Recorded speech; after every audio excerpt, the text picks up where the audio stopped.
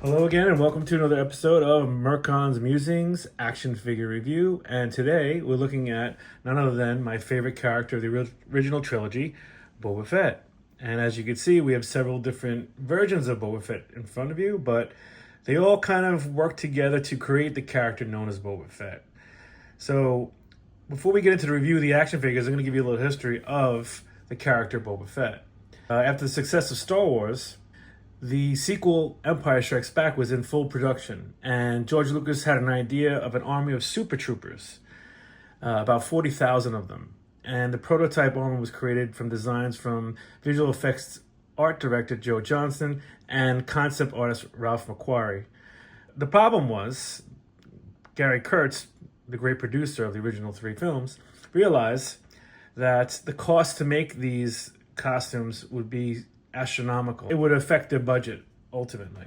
And so the idea of the Super Trooper was put aside. When the outfit came back from the UK production office, George had a better idea. Instead of making an army of Super Troopers, he was only going to make one bounty hunter.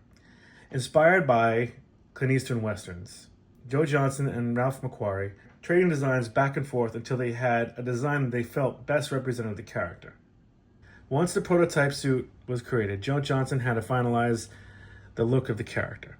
Johnston painted the armor, which was white originally, and then added battle damage. He dyed the white jumpsuit, and the rest is history.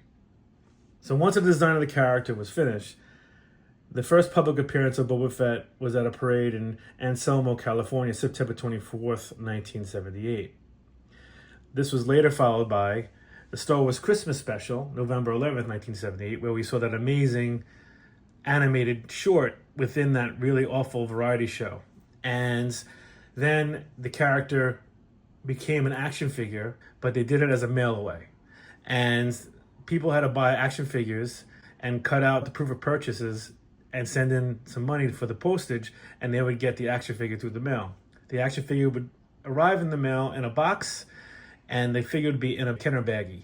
So initially, Kenner decided to create a Boba Fett action figure with a rocket that would fire, but due to the fact that a child had died choking on a toy that shot missiles, they put a stop to the rocket firing Boba Fett idea, and the rocket was glued firmly into the back of Boba Fett's jetpack. So there have been a few surviving prototypes that are worth millions of dollars. These things are very, very rare, and they are very hard to come by.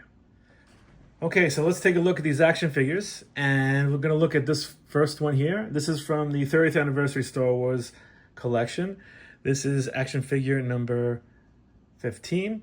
And what's great about this figure, it's got lots of articulation. It's got the insert joints on the knees and on the elbows, and it's got the waist twist. This has got an alternative version. So this is the helmet that they first came up with, McQuarrie came up with. And it also has a holster and a pistol that you could put the holster in. And what's weird is this is supposed to be the jetpack, which really doesn't look much like a jetpack, but this is the original designs, what it looked like. But what's really cool about this figure, it's a really nice figure just by its own right. It comes with some cool accessories. You can swap the head to be more like the prototype armor that we see later on.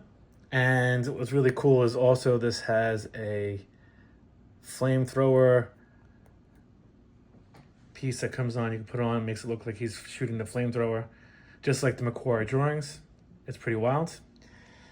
Next, you can see the Boba Fett prototype armor. That's actually VC61. It came out in 2011. It's a really good action figure. I didn't want to take it out because I just showed you pretty much basically the same thing. It's just a much better version. It just has a cloak on the side, and it has 2 weapons instead of the one that this one comes with, but it doesn't have the flamethrower accessory, which is kind of cool. So this one is the Kenner 1978-79 Boba Fett action figure. This is the classic Boba Fett with 5 points of articulation. For a figure that came out in 1978-79, it's still a pretty wild looking figure. This is my favorite figure as a kid. As you can see, there's the missile. It doesn't come out. But this is a classic figure. I love this figure.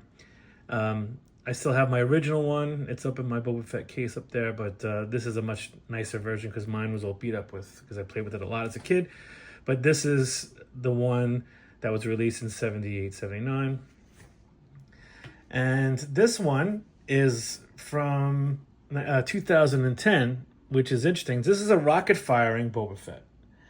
So this one was VCP03. Came out in 2010. As you can see, this is what should have been back in the day.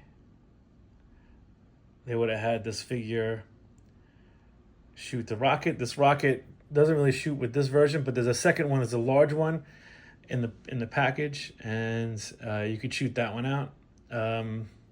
It's basically the same thing. It's just, if you look at the original one, I'll put him, he's much bigger, as you can see, just to, I guess, make sure people don't think that they've got something that's worth a lot of money, like the original Boba Fett, rocket firing Boba Fett. But this is a pretty neat looking action figure as well. Looks just like the other one, but it has the cool rocket firing feature, which looks like the original prototypes that could fire rockets. Lastly, we have Boba Fett VC 275. This one came out 2023. This is a really cool action figure. This is one of my favorite Boba Fett's. It's got the insert joints on the legs and on the elbows. It's got the twisting torso. He's got the Wookiee scalps on his shoulder there. He's got a really cool looking jetpack. And he's got his blaster that's just for him only. And what's really cool about this figure, I mean, I wish they would have given him a cape, but they didn't do that because they wanted to mimic the original, vintage one. And they actually painted him in the same color scheme as the original Boba Fett. So that's why I really like this figure. It's pretty interesting on so many levels because it has so much articulation and so much, playability if you're into that sort of thing, if you are a young kid that plays with these things, or even posing them for dioramas, whatever. It's got so much articulation and range of movement. It's really good. It's a really excellent representation of Boba Fett. So this is like my favorite one from the vintage collection. And I will be doing reviews of Boba Fett for both Empire Strikes Back and Return of the Jedi, because there's 2 different versions and they're different from the one we just looked at for this. So that's the episode on Boba Fett. So I hope you enjoyed. Please like and subscribe, and I look forward to showing you another episode soon.